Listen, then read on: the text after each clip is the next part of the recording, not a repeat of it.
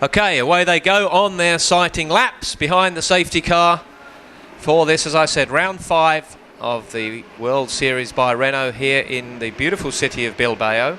And we'll have a look around this track now to see, you can just see how tight it is, how close those concrete blocks are. 9 kilometres of those blocks have been placed around this circuit. Lots of safety fencing, an amazing turnout of people. It's free to watch, apart from if you want to go in the stands, and quite frankly, unless you're in a stand, you're not going to see a lot. But they're on the way down, and there's people hanging out the windows, as you can see there. People are even selling their balconies, I understand.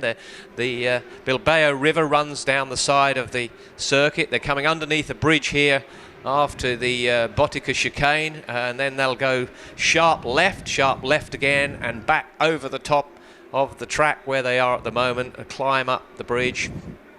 And some very, very tight, slow left-handed and right-handed corners around this circuit. 19 lefts, 14 rights, and look at the crowd that we have here today for this.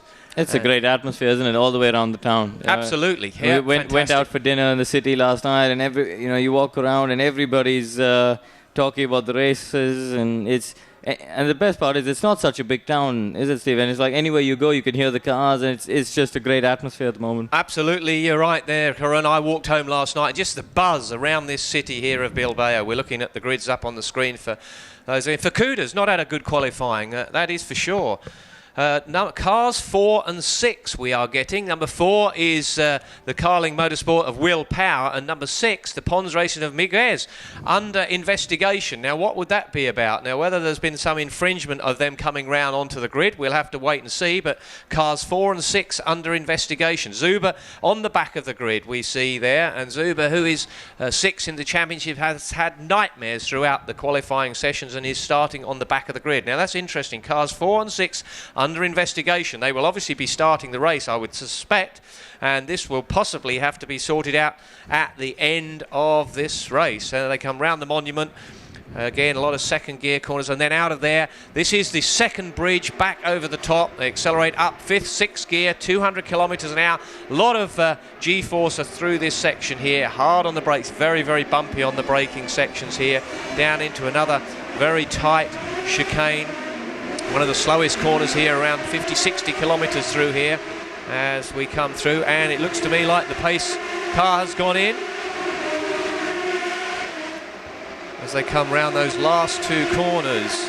Yep, and Kubica leads the field away as they got green flag. Kubica. We have a green flag, so we are away for the start of this race, and it is number 8 Kubica from Will Power, Gomendi, Salignon as they tear off down. That was just 1 lap behind the pace car, so that's great stuff. We're away for this round 5 of the World Series by Renault, and a great start there for Kubica. That was a tremendous start for him. He backed everybody up. Yeah, a bit of a strange restart, really, because there's big gaps between the drivers. Bigger gaps than really they ought to have had. I think a lot of drivers caught unawares that the safety car pulled off. I think at the after just 1 lap. Absolutely, all the races we've seen here so far this weekend, they've had 2 laps behind the safety car, and this time just 1. So you might be right there, Karan. A lot of people weren't ready for this already. We're seeing a battle. That's Miguez and Colin Fleming, as we see. Kubica starting to break away from the rest of the pack as they go through the chicane after the first bridge. Yeah, that was a tremendous start from Kubica. He backed everyone down, it seemed, and really got on it. Number 10 out already there. That's Costa. Unfortunately, the Czech driver, he is out. Victory Engineering. Or is he? Yeah, he is out of this race. The steering wheel's off, or he's out of it. Not a pit stop. Now, pit stops not in this race. We haven't got to worry about that. But race 2 coming up, we will have to think about it. But number 8, Kubica from Poland with the Epsilon Skiergardi team. He's doing a great job. Another pass take.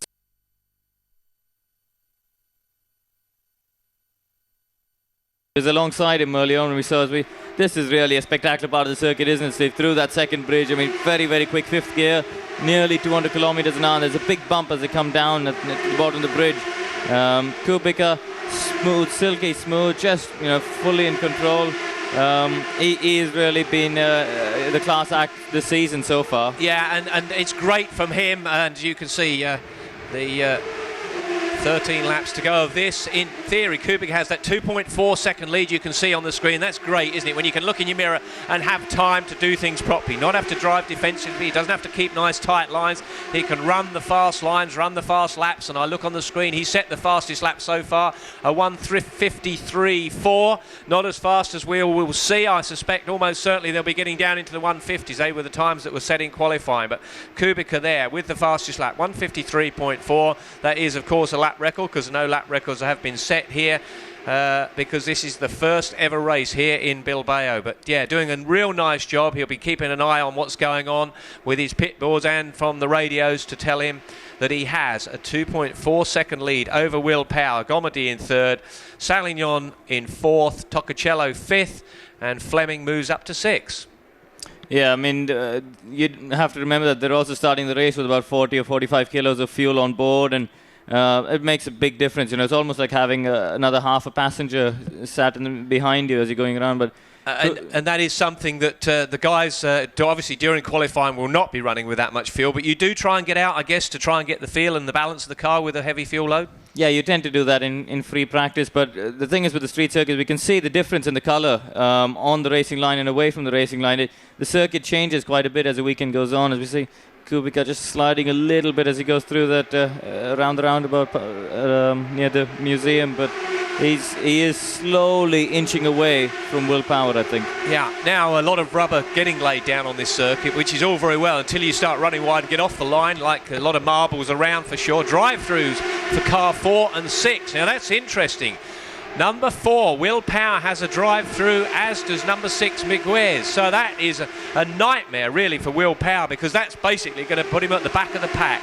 Yeah, so I mean, I'm still a little bit lost as to why they've been given those penalties, because they came up, I mean, the penalty investigation sign came up quite early on in the warm-up lap.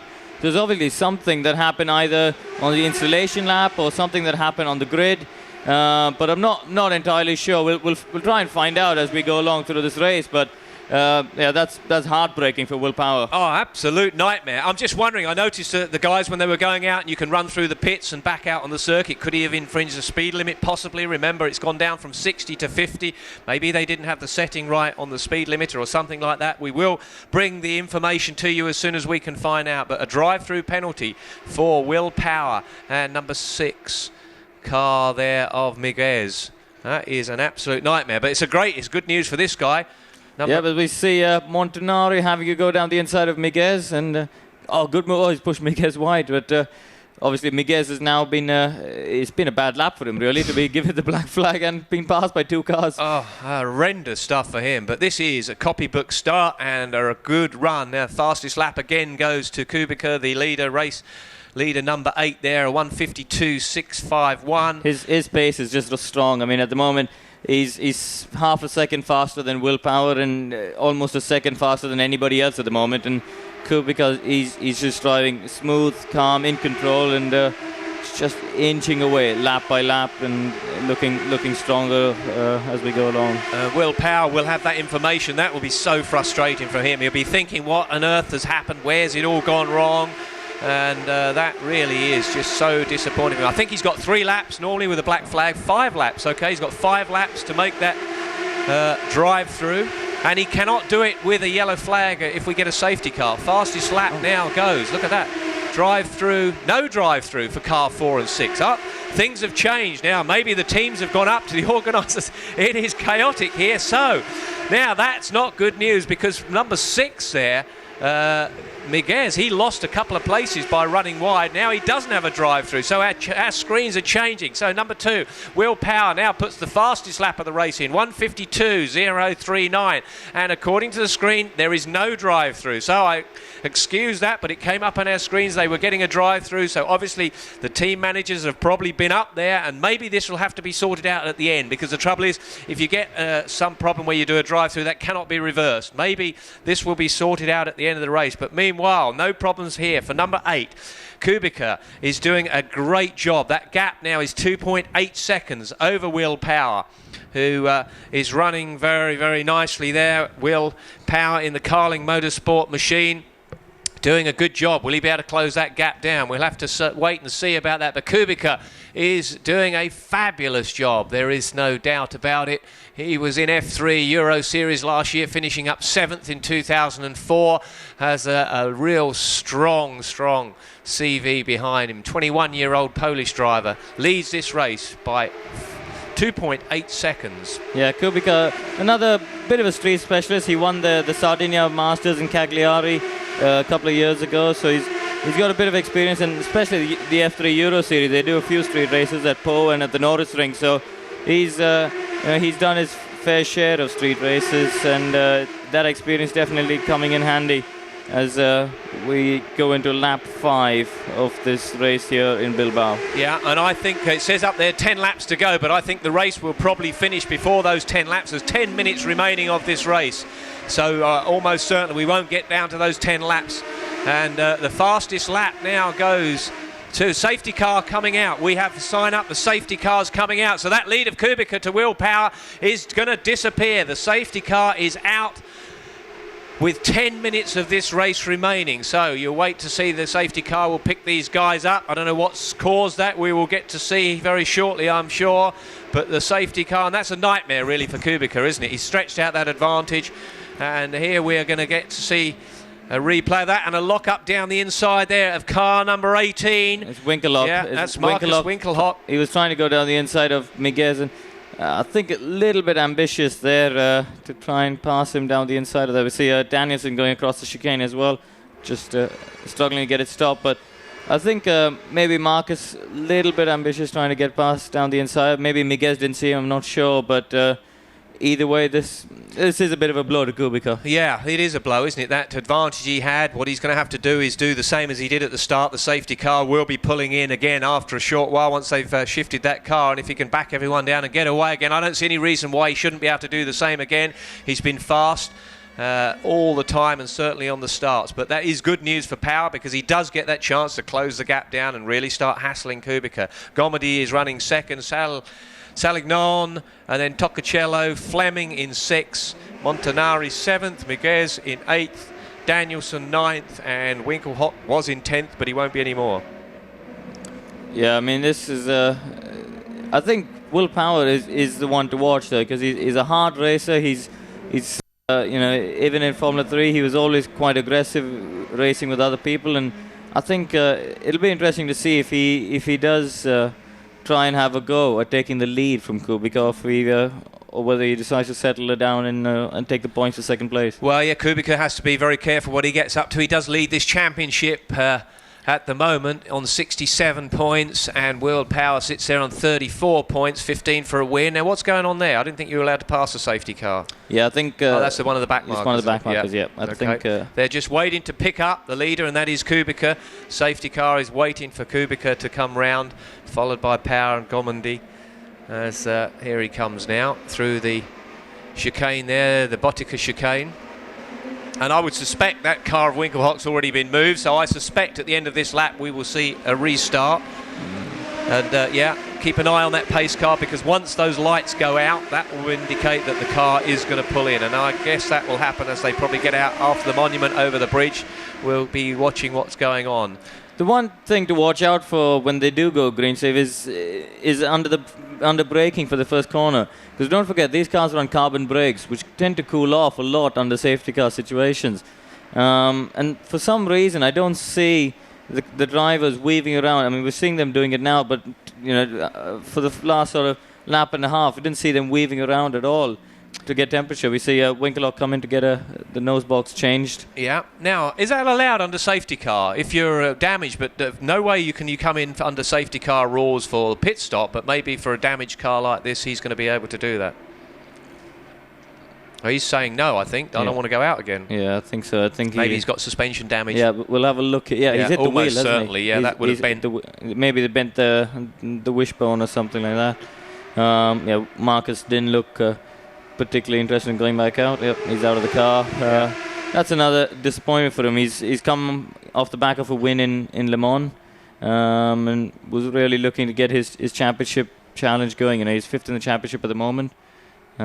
Just explaining. It wasn't my fault, honestly. I think, as you rightly said, it was a rather ambitious move down the inside, but he was saying he got his nose cut off, and that's what you're going to tell your team manager, isn't it? Well, I mean, you can't blame him completely because he was clearly a lot faster than Miguez, I think. I mean, Miguez, all through the season, I raced quite hard with him in Valencia a couple of weekends ago. And he was under sort of in the races, his pace just didn't seem to be as strong as it was in qualifying, and I think that's he's struggling a little bit with that all season. Yeah. Okay. Right. We'll wait and see if the lights go out on that safety car to see if we get a start here. In theory, 9 laps remaining of this race. Yeah, we should be able to go green. I mean, Marcus's car's out of the way into the pit, so I think we could see Kubica just bunching up. The safety car doesn't seem to be going that quickly, though. No, it doesn't. And that's a problem. Obviously, tyre temperature and brake temperatures, as you rightly said there, Karan, that's something that people with steel brakes don't have to worry about, but with carbon brakes, they have to be up to temperature before it's going on. I can't quite see if those lights have gone out, and they haven't. He's still doing another lap. I'm amazed at this because there's the safety car coming round to do another lap. Yeah, I don't quite know why they're doing that because, Kubica still bunched them up just in case he pulls off at the last minute. But, we can see, obviously they've decided for some reason, maybe there is something with the curbing or they need to change something on the circuit with the tyre barriers or something. But the race directors decided the safety car needs to do another lap. See the yellow flags waving just to slow the drivers down in case they didn't know that already. Yeah, absolutely, in case they wanted to pass that Renault saloon car out in front of them. And the car seems to have picked up a pace just a little bit now as they just keep weaving around. And all this time and pressure, 8 laps remaining of this race. As it's enormously frustrating for a racing driver. I think when when you're going around the circuit, you can see no apparent incident and you're thinking, well, why are we throttling around at 100 kilometers an hour when we should be doing 200 sort of thing, Yeah, absolutely. And it does look at the moment, as you rightly say, that the track is clear, but the race director, it's his decision as to what's going to take place here. And almost certainly it'd have to be this time around that pace car will pull in and we'll get underway with 8 laps remaining of this. And the fastest lap, so 1 point at the moment, goes to Salignon at a 1:51.3. Pretty fast time considering the heavy fuel load there. I think that's pretty good pace from Eric. Obviously I think the circuit's gotten a little bit quicker. It normally does on a street circuit every day. I think we're going to see some very fast lap times towards the later parts of this race. But that, even so, I mean that is good pace from Eric quite early on in the race. And just amazing, down this tree-lined avenue, past the park here, through the streets, and everyone, as we said earlier, Karan, that seems to have accepted it. They're happy for it to be here. It's the biggest thing that's probably ever happened to Bilbao, as far as certainly in motorsport terms. And a lot of caster these guys are running, a lot of camber these guys are running, just to get heat in those tyres, front tyres. Yeah, I mean it's a bit to do with the low grip surface, the non-abrasive surface, just to get the tyres to work a bit better. As we see, the lights on the safety car have gone off. So we're going to get racing. I think we're going to have 8 laps to go with of this race, and I'm pretty sure they're going to run the full distance of the race. We see a car number 7 under investigation. That's Felix Portero. I don't know why that's come up, but that's literally come up under the safety car. So I don't know if he's passed somebody under the safety car or something. But we see Kubica's, there he goes. Yeah, Kubica's already got a bit of a gap to Will Power as they come through the final 2 corners, and once again, Kubica has judged the restart to perfection. Salignon's dropped back. Salignon, I think, is the big loser in that. I'm surprised that Will Power hadn't really got on the back of the gearbox there of Kubica. I think he misjudged that as well. He was probably trying to get a run through, but for certain, Kubica there got a good run through those last 2 corners, and there he has, maybe 4 cars length advantage now over Will Power. I'm surprised that Power didn't get the run on him a little bit more, but there, maybe as you said earlier, he settled for that 2nd place. He realises that he can't necessarily run the pace of Kubica, car number 8 that leads this race, and he's just going to settle in there for 2nd and keeping a close eye on Gomedy there in 3rd. Yellow flag at turn 1. Now that maybe is just something on the track there, but yellow flag at turn 1. That's a Botica chicane, and that is okay because that doesn't mean there's a safety car coming out, because we've got a green there, so they can get passing again, and that's the reason. Gianmaria, Rafael Gianmaria, he's broken the front left suspension. I think he's either clouted in the back of somebody, but that's what I was saying. That's under braking for the first chicane, and maybe just didn't get the brakes up to temperature. One of the marshals there having a cigarette. Hope there's not too much fuel around as we go through. But we've got 7 laps remaining of this, and it is. And now, look at this. Will Power looks a little bit closer to me. That gap 1.2, we keep an eye on that over Kubica. Roberto Kubica there leads this race. Power on the back of him. Gomedi, Salignon, Toccocello 5th, Fleming 6th, Montanari in 7th, Miguez is 8th, 9th is Danielson, and 10th is Fukuda, Japanese driver. If you actually watch Kubica closely, Steve, he sort of does a double turn at every corner. He tends to turn once and then turn again, you know, which is a bit of a unique driving style. I've never seen that again. What's that? Looking for grip, maybe seeing how it feels, maybe just I think he's just trying to get the car turned in initially, just to get the weight transferred onto the tyres before fully committing to the corner. It's an interesting driving style. I think obviously works very well for him because he's leading the race at the moment.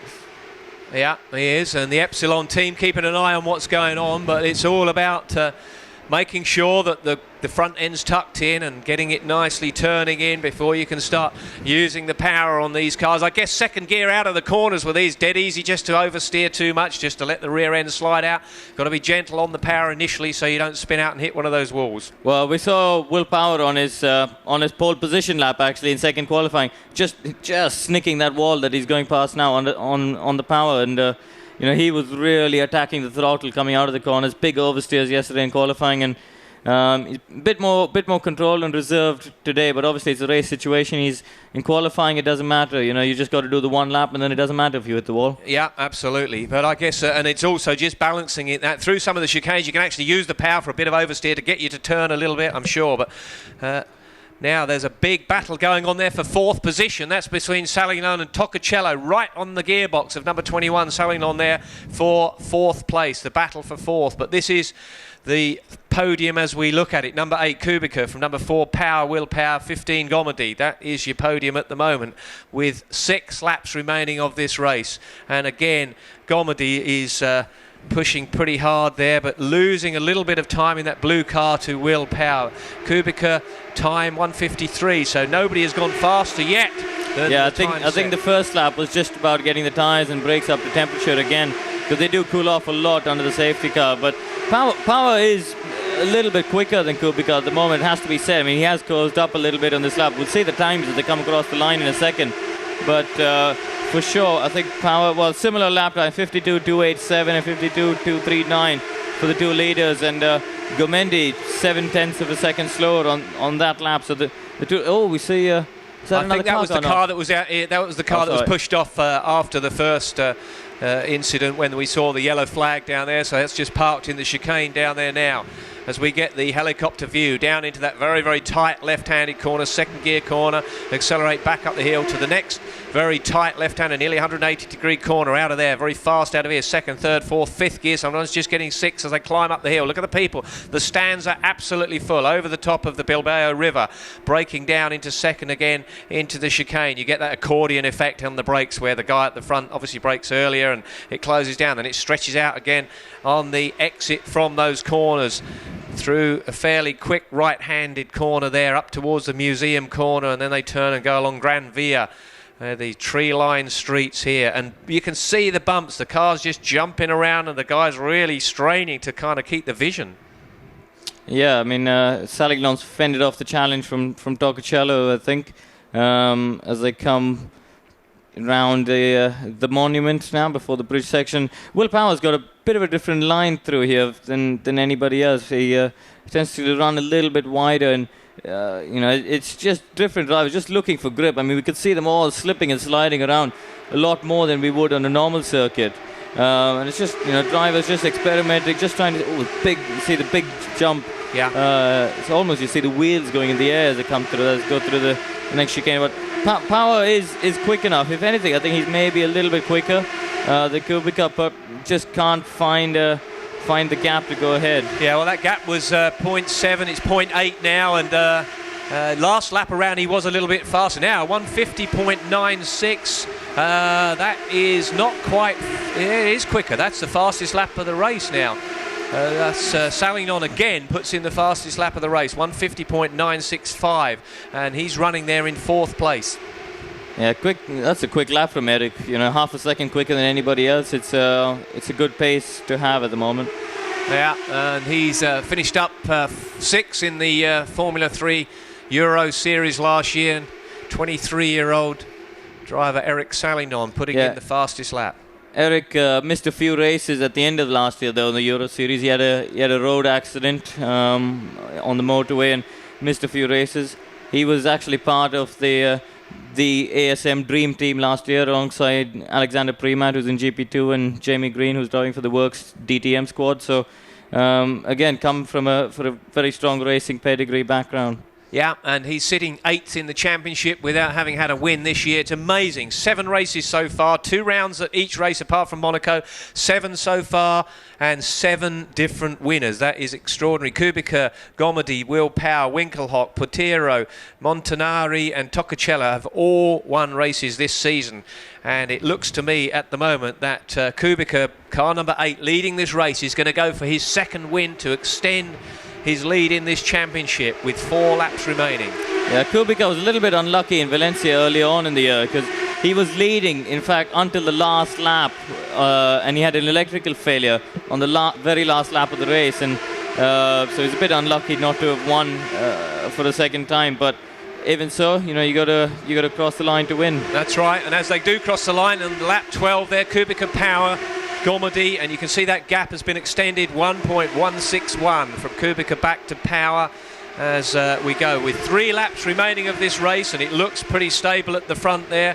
And we look again, and a faster lap now. This time Kubica puts in the fastest lap of the race, 150.509, to gain that extra point if he can hold that. That's actually faster than his pole position time from qualifying. So as the fuel load goes down, you can see the guys are getting quicker and quicker, and Kubica now he's not actually that much quicker than Will Power, though. He's done the fastest lap, but you know, Power's only a couple of tenths slower, so you know, those two just seem to have the edge. I mean, Salignon is just sort of swinging up and down. He did a 50.9 on the last lap. He's gone to the 52s now, so he's you know, maybe a little bit of a mistake on that last lap, but yeah, you know, the top two just seem to be more consistently strong than the rest of the field. And Karun, I'm sure I'd be right in saying that the track's probably getting a bit better with a bit more rubber down, but also not many laps around this circuit. People are still actually feeling their way through the track. They're still experimenting. A car stopped. Colin Fleming.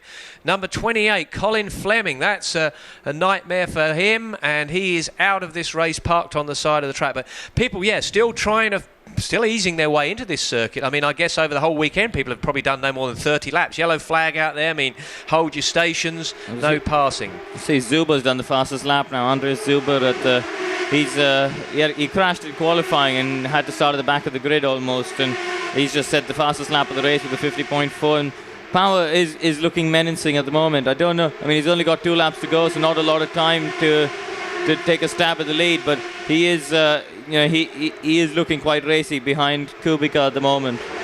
Yeah, that's impressive, isn't it, from Zuber at the back of the grid there. He's having to work his way through traffic, setting that fastest lap, 150.42. He'll be pleased with that 1 point, because that's the only points he's going to get, I think, sitting where he is way back. But that 2 laps to go, that gap is 0.852 from Kubica back to the car we're looking at there, number 4, Will Power. Yeah, Gomedy is staying in touch with them. You know, he's there or thereabouts. He's not dropping back. He's obviously quick enough because he qualified, just as quickly, almost as quick as Kubica. It was only a tenth slower than Kubica in qualifying. So just the race pace doesn't seem to be the same as the 2 leaders. Through that chicane again, 2nd gear, 3rd, 4th. And again, you're right. Look at you can see the gap underneath those front wheels or back wheels as well, as they're trying to ease the brakes on. The car's leaving the track and coming back down again. Be dead easy to lock up, slide too deep. And once you get off the racing line, off that dark black line, it's like marbles. It's slippery. All the rubbish gets washed out to the outside of the track, and so easy to make a mistake. And by now, there is no doubt that Kubica will be talking to himself. Keep calm, keep keep the pace, because really, unless he makes a mistake, I don't think there's any way Power can get past him.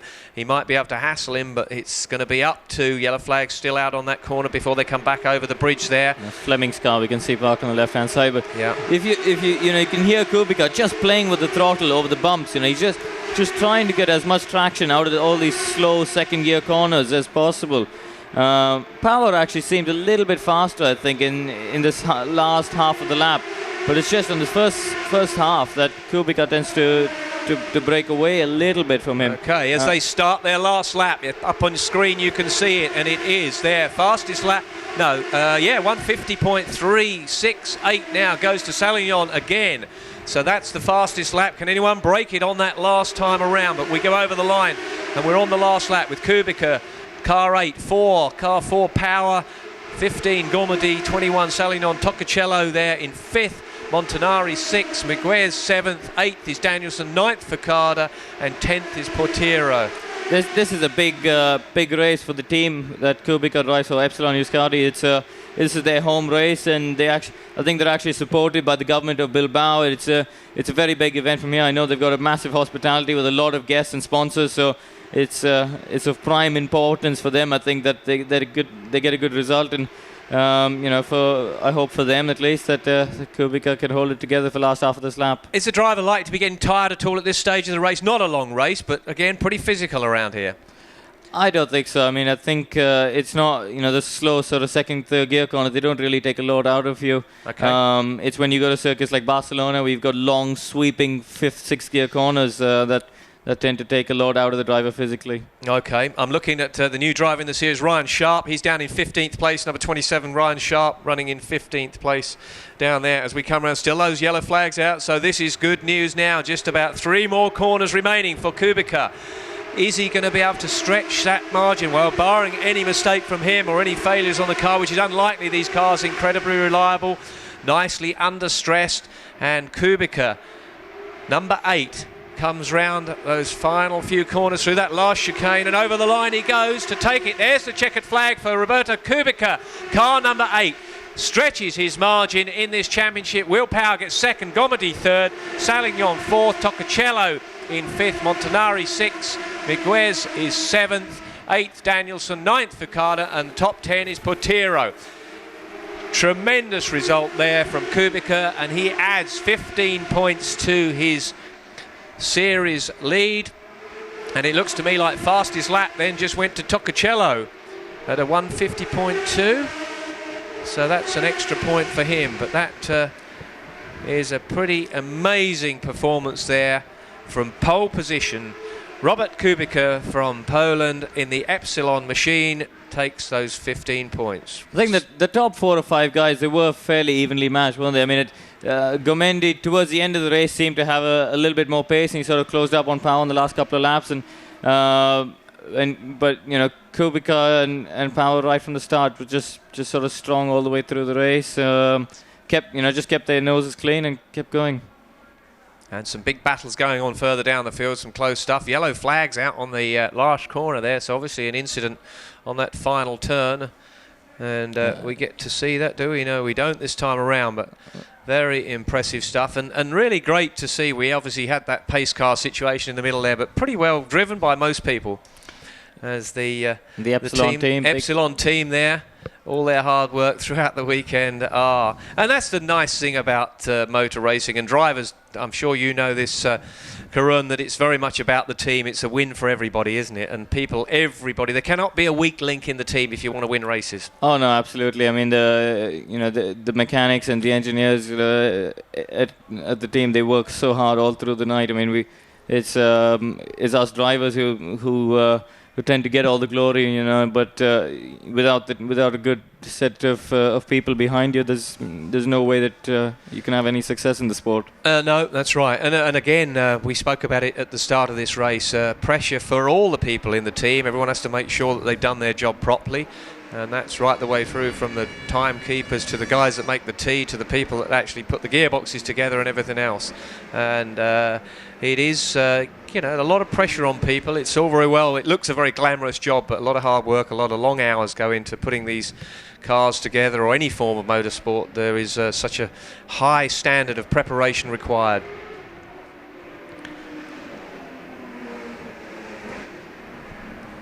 As we look to see, and interestingly, for the second race, it is going to be pole position for Pavlovic, and I don't know where he ended up. Long way down. Yeah, he ended up in 21st place, I think. But I don't know what happened to him, because he didn't start so far back. And I remember seeing early on in the race he was sort of reasonably up there. Down in 21st position with a 1:51.5 for him. Reasonable time, but again in traffic it makes it pretty tough.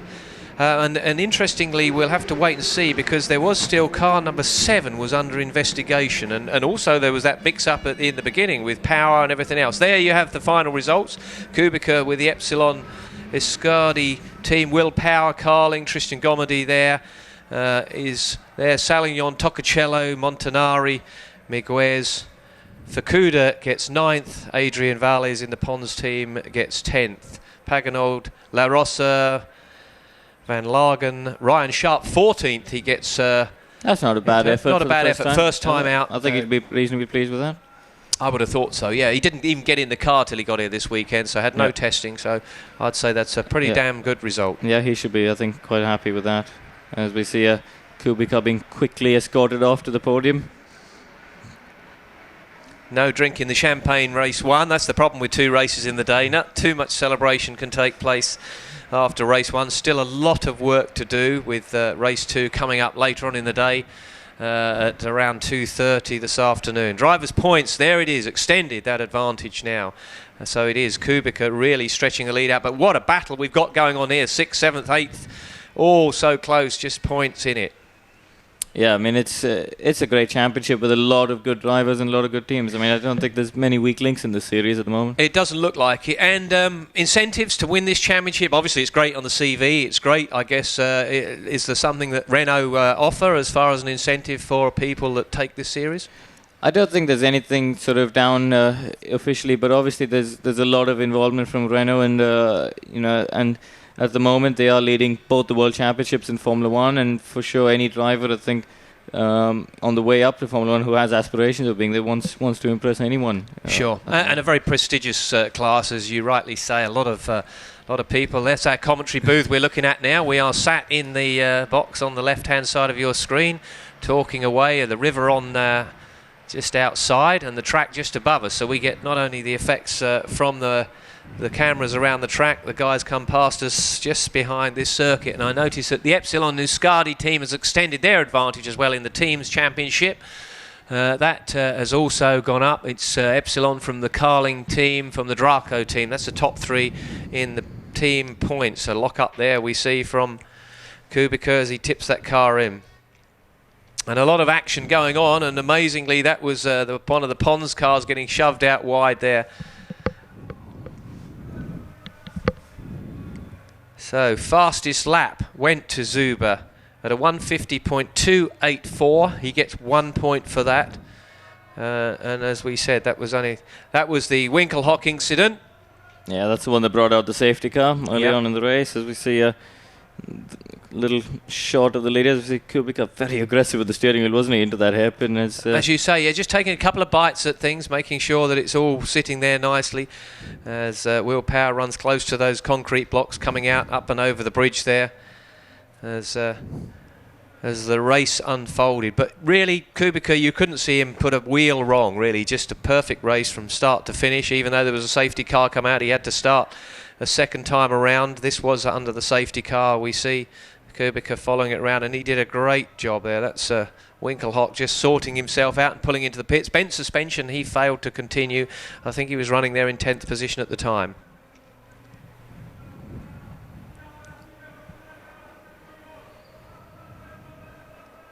Will Power doesn't look particularly happy for someone who's just finished on the podium here. No, probably thoughts are towards the second race today. I'm just looking where he is going to start from. He actually starts from pole, so that's kind of good news for Will Power, who's going to start from pole position in race 2.